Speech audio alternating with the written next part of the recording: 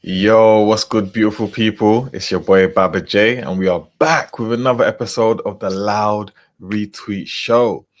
A lot has been happening. Of course, Afcon has been going on, and my beautiful country, Nigeria, has progressed into the semi-finals of the competition, beating Algeria 2-0 in an amazing game. Well, from my perspective, you know.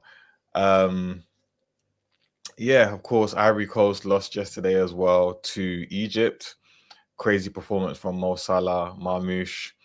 And there has been a lot of FA Cup action over the weekend as well. Chelsea going through to the next round under Liam Rosner, his first game, which was a 5-1 victory. So big up them. And then you had Man City winning 10-1 in a interesting game, considering the strength of the lineup that Pep Guardiola put out. Very interesting, if you ask me. I think the main highlights from that game was, I guess, Semenyo getting his debut, scoring, assisting. That was a beautiful moment. Other than that, not really much to talk about in that game. Man United are playing as we speak, and Spurs under Thomas Frank, their woes continue. Much to my satisfaction. But yeah, we're going to be getting into all of that on this show, so make sure you stay tuned. As you guys know already, I found some interesting, some fun, some hilarious tweets from the internet, which I'm going to be sharing with you guys and discussing in detail. So let's get straight into it. So the first tweet, this isn't really anything to do with the game, but it has been circulating around social media quite a bit, which I find interesting. So the touchline have reported this breaking news. Arsenal have hired a throw-in coach, Thomas Groenmark, to boost set pieces in their Premier League title push. He once set a 51.33 meter world record and also helped Andy Robertson increase his throw from 19 meters to 27 meters at Liverpool. So yeah, I think the reason why I found this tweet interesting is because they're putting this out there on purpose, to kind of push the agenda that Arsenal are this set piece reliant team and the dark arts and haram ball and all of this stuff. But I find it funny because in this tweet, it's also acknowledging that this same guy was employed by Liverpool and actually helped Liverpool improve their long throw-ins. So Arsenal aren't the only team that do long throw-ins. If anything, we're not even good at them. And I wouldn't say that they're a main feature of our game. Every time I see any of our players lining up for a long throw, I get annoyed because we rarely ever beat the first man. And I don't think we've even created one single opportunity or goal scoring chance from a long throw-in. So that is actually a bad thing. I want to create more chances from long throws. Whatever we have to do to win the league, I do not give a damn. So if this guy comes in and he's able to help us in this department, I will be forever grateful. So welcome to the touchline. Come over here, join us. Mikel Arteta and Nicolas Jover will welcome you. And I'm sure you're going to rattle many rival fans in the future. I hope so anyway. But yeah, this one here is Loud retweet, fam. And of course, Arsenal play today against Portsmouth in the FA Cup, and Gabriel Martinelli, 24-year-old, with a hat trick for Arsenal, and he got a 9.6 rating. And it was a great performance. Obviously Gyökeres wasn't playing, so Martinelli definitely found himself in more central positions, especially from the set pieces. And the way he was able to get his head on those balls and it was a great performance from Martinelli, and I'm happy for him. I'm proud of him. He's had a rough week. He's had a lot of people getting onto him, criticizing him, calling him every name under the sun, which I think is unjust. Obviously, off of the back of the Conor Bradley situation, and anyone who's sensible, they've seen the apology, they've gotten over it. But even the Portsmouth fans in the stadium were booing him, which is cool. It's part of football. You're gonna go to away grounds and get booed, especially if you're not a fan favorite. But what a way to prove all of the doubters wrong, and to make everybody who hates you hate you even more. Yeah. So we've already acknowledged what Martinelli did was wrong. But at the end of the day, he's a player that plays for my club, And when he goes onto that pitch and he has something to prove and he goes out there with a vendetta, these are the kind of performances we get. So long may it continue, my brother. We all know your heart. We all know you're a good guy. And ultimately, I don't care about all the stuff that happens off the pitch, all of the gossip and the drama. Leave that stuff for the shade borough, yeah? We focus on results. We focus on doing the business on the pitch. And that is exactly what Gabriel Martinelli did today. So kudos to you, my brother.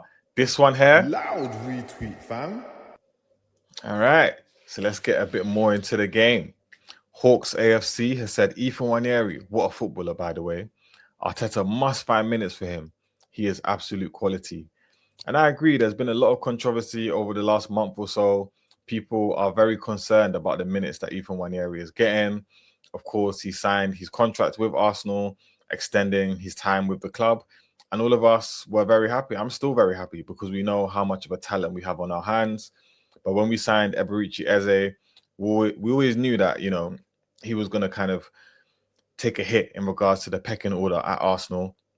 But he's so young, you know, he's got so many years ahead of him. And there's not many young players in the Premier League that have already played the amount of minutes that he has, you know. So we haven't been playing in the Cups recently. It's been a lot of Premier League action. So he hasn't really been getting a look in, you know, but he got the chance to start today and he took the opportunity with both hands.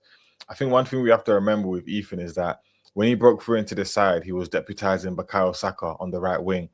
And I do feel like playing in that right wing position, especially in this Mikel Arteta system, is easier than playing in that 10 role or 8, whatever you call it, that Martin Odegaard, our captain, plays in.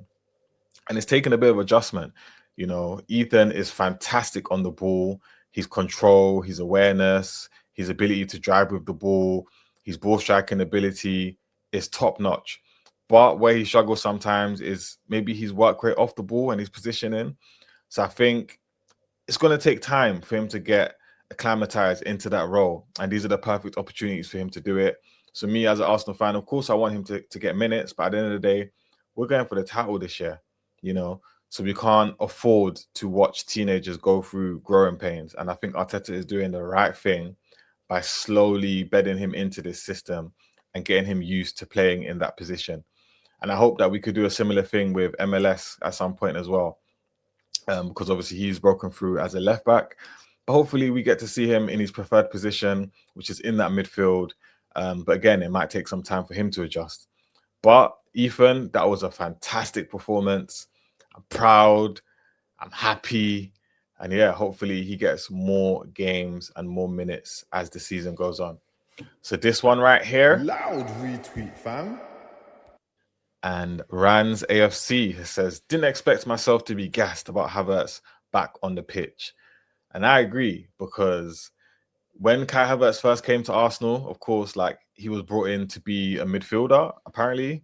Well, not apparently, because he played pretty much the first half of that season in the midfield. And a lot of Arsenal fans were not impressed with his performances, you know. But the moment we moved him into that centre forward position, we started to see the Kai Havertz that, you know, a lot of people told us about from his days in Germany. Because I didn't watch it myself, but I saw compilations and I saw a fantastic player.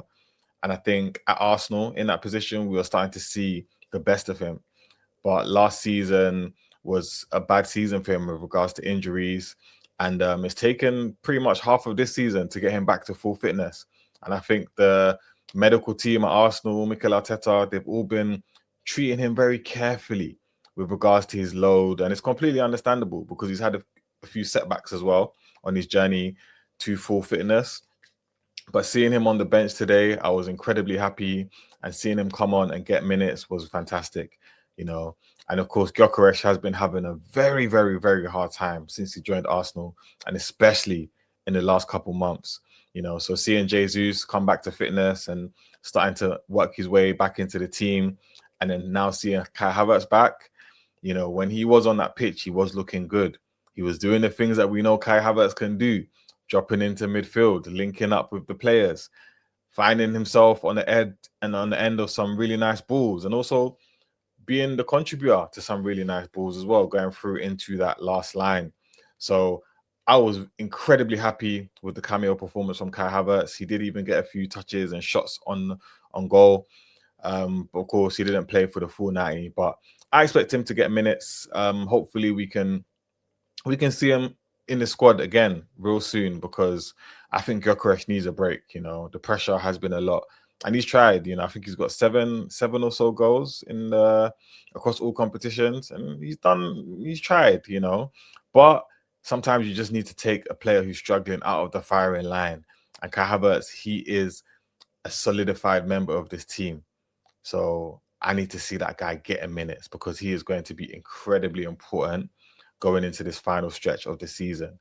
So this one's for you, my brother. Loud retweet, fam. All right, then. So let's look at this. Spurs Army. Arsenal are simply the most dislikable, ratty, scumbag team in the league. Everything about them is classless, and it's all led by that one clown at the top, Mikel Arteta, the most classless, idiotic manager the league has ever seen. Such an indecent human being. Insufferable. And I understand why you would hate Arsenal and why you would hate Mikel Arteta. You're a Spurs fan. This is your life. This is what you do, But I just find this hilarious. Like, I genuinely do not understand why people dislike Mikel Arteta so much. He's not classless. He's not ratty. He's not a scumbag whatsoever. He's just a manager who is doing his absolute best to make sure that his club goes on to win major titles. And I'm sure you would want your manager to do exactly the same thing. But like we've seen, your manager ain't on that. Your manager's out here holding Arsenal cups like he's doing some sort of brand campaign. That's your life. I'm sure you would be very happy if you had a manager that had your club challenging for the league, at the top of the Premier League, halfway through the season, and at the top of the Champions League table as well.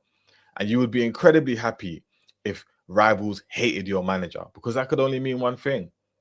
That could only mean that he is doing the right thing. I love Thomas Frank. I think he is a fantastic, fantastic, fantastic asset to Arsenal Football Club. Do you get what I'm trying to say? But you hate Mikel Arteta. So that should tell you everything about where your club is and where my club is. So Tottenham fans, continue hating. I love it. We love it. It feeds me. It fuels me. Okay? So keep doing this. Keep it going. This one here. Loud retweet, fam. Sticking on the subject matter of Spurs. Tim Stillman has said, was briefly worried that Thomas Frank becoming Spurs manager would force me to dislike him. But if anything, he's grown on me even more. And I agree. Honestly, people were big fans of Thomas Frank before he joined Spurs. Everyone was saying he's one of the most likable managers in the world of football. And I agree. I was thinking, oh my gosh, now I'm going to have to find some sort of reason to dislike this guy because he's managing the opposition. But if anything, as an Arsenal fan, Thomas Frank is more likable than ever. Not only was he walking around holding an Arsenal cup against Bournemouth, you would have thought this guy was paid to do that. The way he was holding it was like it was a product placement. That was fantastic. He must have been paid for that. Nobody can convince me that Thomas Frank was not paid for that brand placement right there, because it was so beautiful. But it's like he's so kind. The way he speaks about Arsenal, he's always talking positively about us in press conferences. He's just got such a calm and friendly demeanor. And not only that, he's giving Spurs fans exactly what they deserve, which is absolutely nothing. Yeah, respectfully. Thomas Frank, long may you stay at Spurs. Not because you're a bad manager, but just because you're such a likable guy. And yeah, I can never be mad at you, my brother. So this one here. Loud retweet, fam. Back to Arsenal briefly. So speaking about Mikel Arteta, he's coached the 2 highest scoring league seasons in Arsenal's entire history, broke the record twice, patterns. And this is in response to somebody claiming, or, asserting to the fact that Mikel Arteta has never coached a player who has scored 20 league goals in a season. Which, it is true. But as an Arsenal fan, I'm not more a fan of any one individual player than I am of the team. So if the team as a whole is scoring more, I couldn't care less for individual glory or individual accolades. A golden boot does not go in Arsenal's trophy cabinet. That goes in that individual player's cabinet. And they're going to take that to whatever club they go to next, and it's going to mean nothing to me. All I care about is the success of Arsenal Football Club as a whole. And if we end up winning the league and one of our players has 20 plus goals, it's a bonus. Other than that, I do not care. Yeah. So Arteta, keep doing what you're doing. The team is scoring more as a whole. We're getting goals from every single player on the pitch. Yeah. Which is exactly what I want. So shout out this person for noticing that. This one here. Loud retweet, fam. So I can't. AFN has said Mustafi and Socrates have a better win percentage and less mistakes leading to a goal ratio than Van de Ven and Romero, which is crazy. And these statistics are backed up by Optajo. That is damning, especially when you consider that there were Spurs fans that had the audacity to compare these two guys to Gabriel and Saliba. How dare you? How dare you? That is blasphemous. And the thing is, I don't even think these guys are that bad. Yeah, but I'm looking at them from the perspective of playing for Tottenham. Socrates and Mustafi, at the time, I didn't think they were that bad either, but I was deluded. My standards were in the bin. So the fact that you Spurs fans can sit up here and hype up these guys and whatever is beyond me. If that's the standard that you accept and that you're happy with in your club, that makes me happy as an Arsenal fan. Long may it continue. Because as far as I'm concerned, yes, Van de Ven, he's a very fast player. And Romero, he's got that dog. Yeah. But when it comes to defending that goal and stopping other teams from scoring against you, shocking. I think it was the first goal that you lot conceded yesterday. I can't even remember which one it was. It was just 2-3 easy passes right through the middle of the pitch. It was as if no Spurs players were even there. Listen, man, Spurs, your standards are in the bin, but I expect nothing less. Yeah, this is the history of the Tottenham. So give them pay rises, increase their importance within this squad. Romero, he's captain now. Listen, I love this for you guys. Long may it continue. You deserve nothing but the best. Loud retweet, fam. All right, so let's get into the Afcon. So Peak Santi. Algeria players wanted to beef the referee after the game. FIFA replaced them with us at the World Cup for the referee's safety. Now that is hilarious. Listen, Nigeria, although we've done well so far in this competition and we were playing some absolutely beautiful football yesterday against Algeria, I was very, very, very proud. Yeah. However, we didn't make it to the World Cup, and it's okay. Because respectfully, I don't think any of the other nations that are representing the African continent are going to win the World Cup anyway. Yeah. Let's focus on Afcon. Let's unite behind the team and get this one over the line. I don't know what the Algeria players are complaining about. I watched that game in its entirety. That referee was phenomenal. And I'm not just saying that because Nigeria won the game, but I think he was very fair, incredibly fair during that game. And the one decision that I see a lot of you guys are complaining about, which you think was a penalty, it was never a penalty in a million years. I'm so sorry, bro. I'm so sorry. Number one, you can look at the proximity, how close the defender was to the attacker who was trying to cross the ball into the box. And number two, if you look closely, and there is VAR at AFCON, by the way, the ball hits our defender's thigh before it hits his arm. And in the rule books, that can never be given as a penalty. Cry more. Cry me a river, in fact. Yeah. Pack your bags and go home to your families. It's okay. We'll take it from here. We'll take it from here, sweetheart. You tried. You got 0 shots on target, but you tried. Okay. Save it for the next competition. Listen, don't be salty. Don't be attacking people. This is uncouth behavior. This is uncouth. We need to have some civilization about ourselves. Yeah. You're going to represent your nation in such an important and prestigious competition such as AFCON. And this is how you go and behave because of small loss. Listen, I said before that game, may the best Algeria win. You, Algerians, you disappointed yourself. Yeah? Shame on you. Not for how you performed, but for how you represented your club off the field. This one here. Loud retweet, fam. Look at this. Speaking of saltiness, yeah, one of the actual Algerian players posted this to their Instagram, saying that the referee was man of the match. Do you know how shameful this is? When I was younger, nobody wanted to be called a sore loser. Yeah, because no one likes losing, but you're meant to be graceful in defeat. Go back to the drawing board and think about the things that you can do better next time. Because you are the same team that had 2 shots throughout the entirety of that game. You're the same team that had 0 shots on target in that entire match. You guys offered nothing in that game. That game was Nigeria versus Nigeria. Yeah, because the way we were moving in that first half, creating opportunities but not putting the ball in the back of the net, I was concerned. I was starting to think, hey, is it going to be one of those days? But Algeria were offering nothing. Poor Mahrez. Poor Mahrez. Poor Nuri. He put in a really good challenge, by the way, that stopped it from being 3-0. But other than that, rubbish. Get out of here, man. You didn't deserve to win the game. Don't be angry and salty at the referees and the officials. You did nothing. You absolutely did nothing. And even if they gave you that penalty, you still would have lost the game. So hold that, pack your load, and go home. That one there. Loud retweet, fam. Listen, my Congolese brothers and sisters, you're welcome.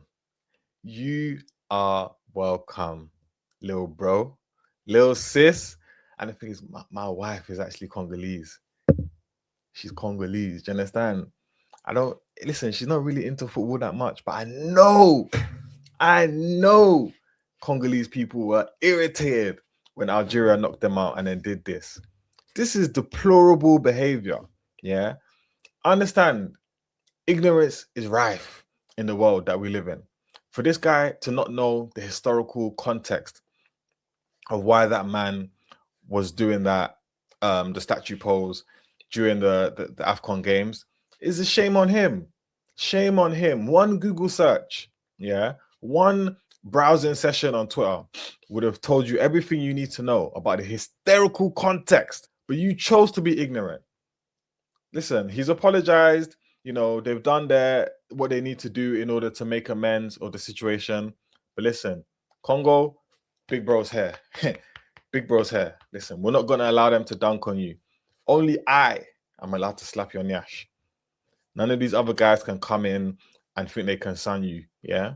Only I can squeeze that booty. Okay? So this one here. Loud retweet, fam. I just throw one more in, just one bonus one, yeah? Because how can I let a show go past and I don't dunk on Manchester United? Okay? So Spike has said, United fans, after realizing Grimsby have proceeded to the next round of the FA Cup. That is pain. That is crazy. And the maddest thing is, last time I checked, United were losing to Brighton, you know. Let me just double check to see if the score is still 1-0. Oh, God. 47 minutes played, and it's still 1-0 in the game.